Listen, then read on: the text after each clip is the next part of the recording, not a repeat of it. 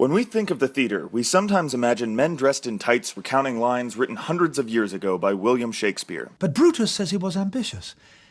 And Brutus is an honorable man. Or of huge theatrical productions on Broadway. I am the demon Barbara Sweeney Todd. However, the theater community is vast, and many new productions are being written all over the world. One of these is being done right here at DePaul.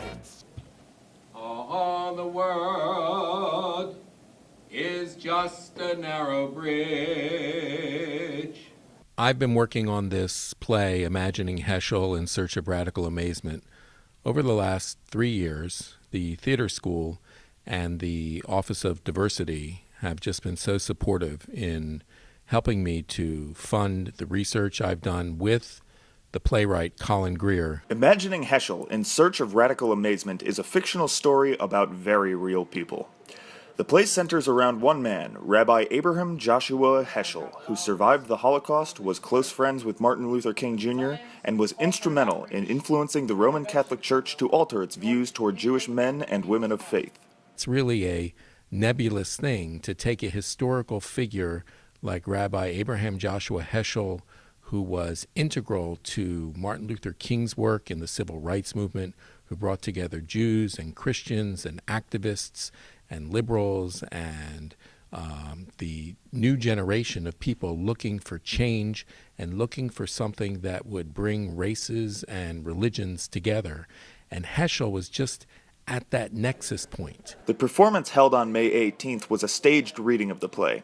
After 3 years of working on the play, there still isn't a full production put together.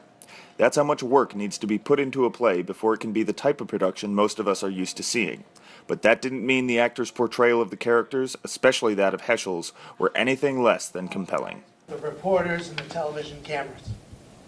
Normally I would not allow this at a religious service, but the times call for an outreach, an intervention if you will, in order to communicate with as many people as possible.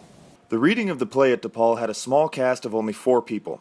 One of the characters had the responsibility of representing the struggle of the entire civil rights movement, which was difficult to do for the actor while avoiding playing a stereotypical character. Because I hate the stereotype like angry black man. I try to avoid as much as possible. And I just go in trying to play the truth of it and making sure it show different levels of anger, not just raging physical violence anger, but showing some quiet anger, showing that anger comes from a sadness and a hurt. The reading of Imagining Heshel was the last of 3 events co-sponsored by DePaul and the Council General of Israel to the Midwest.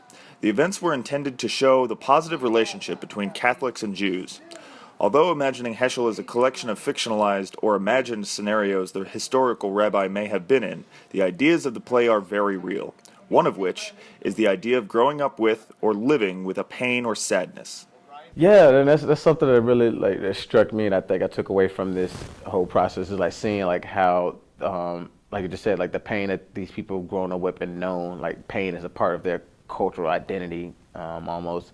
And for me as a black male, especially in times like this with all the Black Lives Matter events going on, I see the pain and struggle within the black community, and doing this play, showing how it tied between, like I said, Judaism, Christianity, and the civil rights movement helped me. It reminded me just hey, I'm not the only one, or my people aren't the only one on this planet that's struggling to overcome oppression.